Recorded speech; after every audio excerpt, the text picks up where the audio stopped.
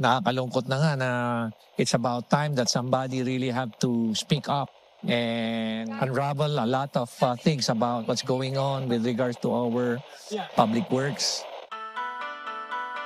Sabi ni Jack Ma, pagka maraming problema sa isang lugar, ay maraming opportunity. So obviously, sa Pilipinas, maraming opportunity. Kasama na pati buildings, kasama na pati roads, kasama na pati sidewalk, infrastructure. Nakakalungkot.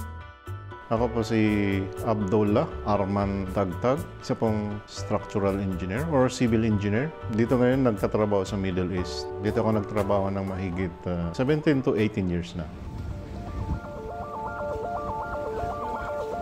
Dito sa Middle East, ang karamihan na nagawa ko is mga buildings. May pangilan-ilan na mga infrastructure, pero more on buildings like hotel, office building, villa, palace, mga ganyan. At parts ng FIFA stadiums, yung 2022 FIFA stadium.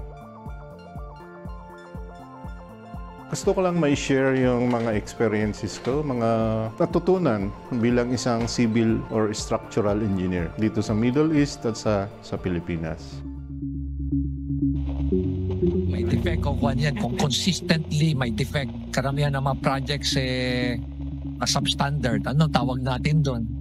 Ang dapat isipin ng nag-i-implement ng mga projects, dapat yung gawing projects ay mag-respond doon sa pangangailangan ng community. Kahit nagawa tayo ng gawa ng projects, kung hindi naman niya matutugunan yung pangangailangan ng mga tao. Kasi mga projects or mga infrastructure, mga civil projects, purposely ginagawa yan para matugunan yung mga pangangailangan ng mga tao. So kung ang ginawa nating project ay hindi mo matugunan yung mga pangangailangan ng mga tao, ay baka isang magiging palpak na project. Katulad dyan sa Cannon Road, halos every year, pagka may bagyo, may malakas na ulan, ay nagkakaroon ng problema. So ang solusyon naman na ginagawa nila is baka parang paulit-ulit na solusyon. Bakit ba ako gagawa ng isang tulay? Ano ba ang purpose ko dito? Dapat pag-aralan mo yung mga paligid kung saan mo papatayuin yung project. Kung tungkol naman sa erosion, sa slide, dapat alam na natin ang solusyon sa mga bagay na yan.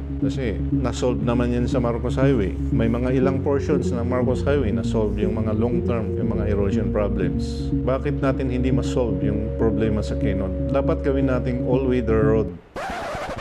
All-weather road. Yan nga, sabi ko kanina, maraming opportunity sa Pilipinas kasi maraming problema. So, yan. Sama-sama tayong pag-aralan at pag-usapan ang mga opportunity sa Pilipinas. Ang mga solusyon ng mga problema related sa civil or problema sa mga infrastructure natin dyan sa Pilipinas. Baka pwede nating ma-relate yung mga solusyon na napag-aralan, mga nakita namin dito, mga natutunan namin dito at na nagawa na namin dito na pwedeng may apply sa Pilipinas. Kung may gusto kayong tanungin tungkol sa structural or civil engineering, ay pwede niyong i-comment sa comment section at pagtulong-tulungan natin sagutin yung mga bagay-bagay na yan. Inshallah.